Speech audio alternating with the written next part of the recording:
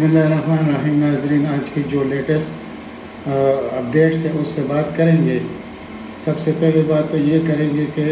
شہباز شریف کا جانا ٹھہر گیا ہے مکمل طور پر. دوسری طرف قوم کو 30 روپے پیٹرولیم مصنوعات مہنگا ہونے پر مبارکباد پیش کرتے ہیں. جو پہلے معمولی 2 روپے 3 روپے لیٹر مہنگا ہوتا تھا تو عوام کیا کہتے تھے، اب کیا حال ہے، اور خاص کر پیڈ میڈیا کا. تیسری بات کریں گے صابر شاکر کے متعلق کہ اس کو ARY سے کیسے نکالا گیا، کس نے نکالا. تو آئیے اب شروع کر دیں صابر شاکر سے کہ صابر شاکر آپ کو معلوم ہے کہ وہ اس پیڈ میڈیا جیسا صحافی نہیں تھا، ایک مجاہد کا کردار ادا کر رہا تھا. اور جو PTI کے ورکر ہے، یعنی کہ وہ ایک غیر جانبدار صحافی تھا، لیکن جو چیزیں وہ سامنے لا رہا تھا وہ ہمارے اسٹیبلشمنٹ کو، خاص کر جنرل باجوہ صاحب کو ناگزیر گزرتے تھے. تو اس کی وجہ سے صابر شاکر کو ARY سے نکالا گیا، یعنی اس نے نکالا، جنرل باجوہ نے نکالا اس کو. خیر ایسی کوئی بات نہیں ہے، وہ ایک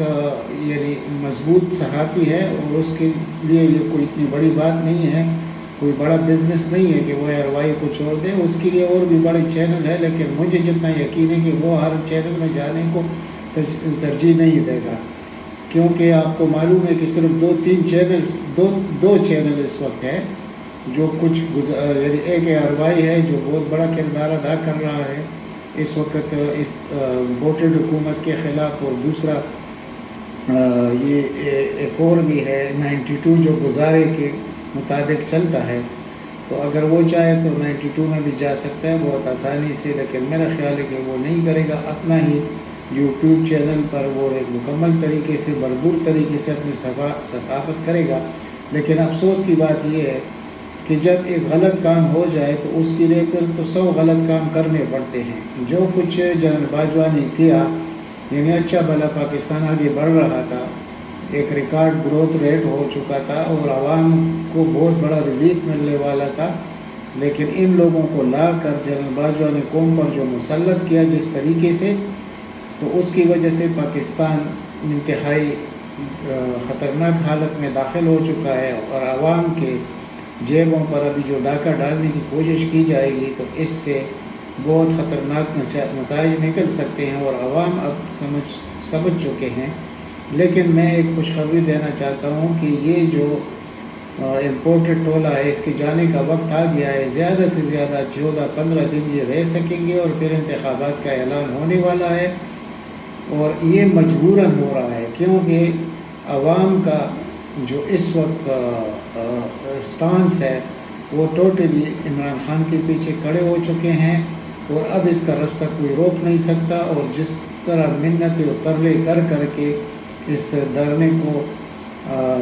ختم کیا گیا، عمران خان نے خود ختم کیا ان کی منتوں پر. اور پھر جو وعد وعید ہوئے ہیں، ہمیں معلوم ہے کہ وہ وعد وعید کہاں سے ہوئے ہیں اور کون گارنٹر بنا ہے. تو یہ بھی ایک خوشی کی بات ہے کہ اس وقت اگر سپریم کورٹ کی چیف جسٹس کو اس قوم پر ترس آ چکا ہے جو ہم نے آج دیکھ لیا ہے، یعنی ہمارا خیال یہ ہے کہ گارنٹر سپریم کورٹ کا چیف جسٹس بنا ہے عمر عطا بندیال، تو یہ تو پھر بہت خوشی کی نوید ہے قوم کے لیے.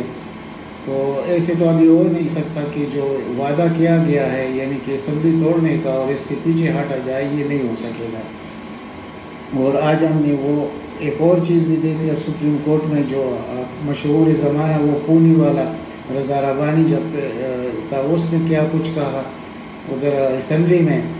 سپریم کورٹ کے متعلق کہ چوتھی اسٹیبلشمنٹ پاکستان کی وجود میں آ چکی ہے، یعنی سپریم کورٹ بھی، یعنی کہ سپریم کورٹ معمولی کوئی اچھا فیصلہ کرے تو یہ اس کو فریق سمجھنے لگ جاتے ہیں. اور اس شخص کا کردار بھی سب کو معلوم ہے کہ کس قسم کا شخص ہے، اور یہ تو مکمل طور پر افواج پاکستان کے خلاف ہے. لیکن افسوس کہ ان جیسے لوگوں کو یعنی کہ ان کو ہمارے اوپر مسلط کرنے میں جنرل باجوہ کا جو کردار ہے انتہائی شرمناک ہے. تو یہ تو اس کا پیچھا نہیں چھوڑے گا. یہ جو عوام کے دلوں میں جو نفرت پھیل چکی ہے اس شخص کے خلاف یا اس کے ساتھی کے خلاف، تو یہ تو نسلوں تک یاد رکھا جائے گا. تو یہ اس کو لینے کے دینے پڑیں گے. یہ تو میں اکثر کہتا ہوں اور ببانگ دول کہتا ہوں، اور جو حقائق ہے وہ ہم کہتے ہیں۔ دوسری طرف یہ ابھی جو عرفان قادر ہے وہ ہر جگہ موجود ہوتا ہے، اگر آپ لوگ اس کو نہیں جانتے تو سابق اٹارنی جنرل رہ چکا ہے پاکستان کا، اور اس وقت شریف فیملی کا ایک وکیل ہے۔ تو وہ جب سپریم کورٹ میں پیش ہوا شہباز شریف کے کیس میں کہ اس کو مطلب FIA والا جو مسئلہ ہے اس کا 24 ارب روپے کا جو ڈاکہ ڈالا گیا اس قوم پر، تو وہاں پر اس نے یہ دو دفعہ یہ بات کی کہ میں تو وزیر اعظم کا وکیل ہوں۔ تو چیف جسٹس صاحب نے اس کو کہا کہ آپ کسی اور آپ کے ساتھ بحث کرنا نہیں بنتا، آپ جو کچھ چاہتے ہیں وہ کاغذ پہ لکھ کے ہمارے حوالے کرو، آپ چلے جائیں۔ پھر جب اس نے بات کی تو آگے سے چیف جسٹس نے اس کو کہا کہ بھائی نماز کا ٹائم ہونے والا ہے، ہم جا رہے ہیں، تو آپ ایسے کریں کہ کوئی ضروری بات ہو تو وہ لکھ دے دیجیے اور ہم اس پہ سوچیں گے۔ یعنی کہ حالات ان کے اس طرف سے ٹھیک نہیں ہے سپریم کورٹ کی طرف سے۔ اور اب ہائی کورٹ کا جو مسئلہ ہے، لاہور ہائی کورٹ کا، جہاں چیف جسٹس امیر حسین بھٹی ہے، اور اب اس نے یہ فیصلہ تو دینا ہے کہ جب سپریم کورٹ نے ان لوگوں کو نااہل کر دیا آرٹیکل 63A کے، جہاں آرٹیکل 63A میں لکھا ہوا ہے کہ جو فلور کراسنگ کرے گا تو وہ اس کی ممبرشپ ختم ہو جائے گی، تو اور کی تو ممبرشپ ختم ہو گئی، اور جو ووٹ اس نے دیا ہے حمزہ شہباز کو 25 لوگوں نے، یہاں بھی 25 تھے سینٹر میں، اور پنجاب میں بھی 25 MPs تھے، تو اب تو وہ وزیر اعلیٰ رہا نہیں ہے، تو اب اس پر بھی بات ہو 4 تاریخ کو اس کا بھی سماعت ہوگا، تو انشاءاللہ یہ 4 تاریخ کو تو یہ چلا جائے گا۔ تو اگر انہوں نے اس وقت، یعنی حالات بدل رہے ہیں، میرا مطلب یہ ہے سب کچھ کہ اس وقت حالات اور سارا جو گیم ہے وہ عمران خان کے ہاتھ میں آ چکا ہے۔ پہلے تو سپریم کورٹ نے جو آرڈر کیا کہ آپ رستے بند نہیں کر سکتے، تو اب اگر انہوں نے وعدہ خلافی کی، یعنی کہ جو الیکشن کے بارے میں، تو اس وقت عوام کا ایک بہت بڑا سمندر اسلام آباد کی طرف پھر آئے گا، تو اب تو رستے بھی یہ نہیں روک سکتے۔ اور دوسری طرف جو گارنٹی دی گئی ہے اس کو بھی دیکھا جائے گا، تو جب وہاں پر پھر اگر حمزہ شہباز کی حکومت نہ ہو پنجاب میں، تو پھر یہ تو یعنی عوام کا ایک ایسا جمع غفیر آئے گا اسلام آباد کی طرف۔ تو اب مطلب میرا یہ ہے کہ اس وقت سارے جو جتنے چیزیں ہیں وہ عمران خان کے ہاتھ میں آ چکے ہیں، اور اب انشاءاللہ اس کو 2/3 میجارٹی سے کوئی روک نہیں سکتا، 2/3 میجارٹی کے ساتھ واپس آئے گا۔ آخر میں بات کرتے ہیں کہ پیٹرولیم مصنوعات کی، یعنی تاریخ میں پہلی دفعہ اگر آپ نے کبھی دیکھا ہو تو زیادہ سے زیادہ 5 روپے تک مہنگا ہوتا رہا پیٹرولیم مصنوعات، ڈیزل یا پیٹرول اور یہ دوسرے جو مٹی کا تیل ہے، لیکن یہ پہلی دفعہ پاکستان میں ہو رہا ہے کہ 30 روپے پر لیٹر اضافہ کیا گیا ہے، جو پاکستان کی تاریخ میں کبھی نہیں ہوا تھا، یعنی کہ 10 روپے بھی کبھی نہیں ہوا، تو وہ 30 روپے، اور اب مزید آگے جا کر 2 ہفتے بعد اس میں مزید 30 روپے کا اضافہ ہوگا، اور اسی طرح جو دوسرے پیٹرولیم مصنوعات ہیں اس میں بھی اضافہ ہوگا۔ اور بجلی کی قیمتوں میں انہوں نے پہلے آلریڈی 9 روپے یونٹ اضافہ کیا ہے، اور اب مزید یہ 14 روپے یونٹ بنانا چاہتے ہیں۔ تو اب آپ خود سوچئے کہ پاکستان کے عوام کا کیا حال ہوگا آنے والے دنوں میں، یعنی کہ اب وہ اس طرح وہ یہ مہنگائی جو اس وقت پاکستان میں آ رہی ہے تو یہ دنیا میں ایک ریکارڈ ہوگا۔ تو ایک چیز تو ہو گیا کہ یہ جو امپورٹڈ لوگ تھے ان کی وجہ سے جو نقصان اس قوم کو ملا، اور جنہوں نے مسلط کیا انہوں نے جو دشمنی کی، یہ ابھی صرف عمران خان کے علاوہ اس کو کوئی حل نہیں کر سکتا۔ اس کے پاس 2-3 طریقے ہیں،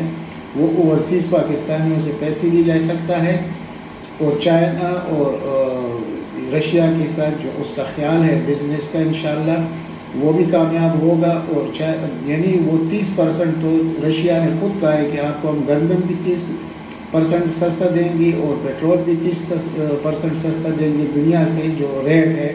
تو یہ 30 سے 40% بھی ہو سکتا ہے۔ تو انشاءاللہ انہوں نے تو کہا تھا جب یہ حکومت میں نہیں تھی کہ 70 روپے لیٹر ہونا چاہیے، تو اب ان کا ارادہ یہ ہے کہ یہ 300 تک لیٹر پہنچ جائے ان کے دور میں، لیکن ان کو تو وقت ملنے والا نہیں ہے، ایک دفعہ اور کر سکتے ہیں ہفتے تو 1.5 ہفتے بعد، اور پھر اس کے بعد ان کا چلاوا ہو جائے گا، یہ چلے جائیں گے۔ تو اس مقصد یہ ہے کہ ان لوگوں سے ہماری جان انشاءاللہ ٹوٹ جائے گی، مکمل طور پر چھوٹ جائے گی، اور یہی تھا آج تک جو آپ کو خوشی ہوگی انشاءاللہ ان چیزوں کو سن کر کہ آنے والا وقت عمران خان کا بہت مضبوط طریقے سے حکومت ہوگا۔ جو پچھلا حکومت ہے اس کو بھول جائیے، وہ نہ تو اس کے پاس سمپل میجارٹی تھی، اور پھر اتحادیوں کا بھی طریقہ دیکھ لیا، اور جو سلیکٹڈ یعنی جو الیکٹیبل لوگ تھے ان کا بھی دیکھ لیا کہ ابھی آپ کو کہیں نظر بھی نہیں آئیں گے۔ تو آئندہ انشاءاللہ ایسے نہیں ہوگا، جو کور ورکر ہے پی ٹی آئی کے وہی ہوں گے سب کچھ، اور پاکستان کی عوام کے لیے بہت بڑی بڑی خوشخبریاں آنے کو ہوگی۔ موجودہ حالات میں انشاءاللہ عوام یہ تو برداشت کر لیں گے، اور پھر آنے والے دنوں میں عوام کو بڑی ریلیف ملیں گے انشاءاللہ۔ تو اب تک اتنا ہی، ملتے ہیں اگلی ویلاگ میں۔ اللہ تعالیٰ آپ سب کو اپنے حفظ و امان میں رکھے۔ والسلام۔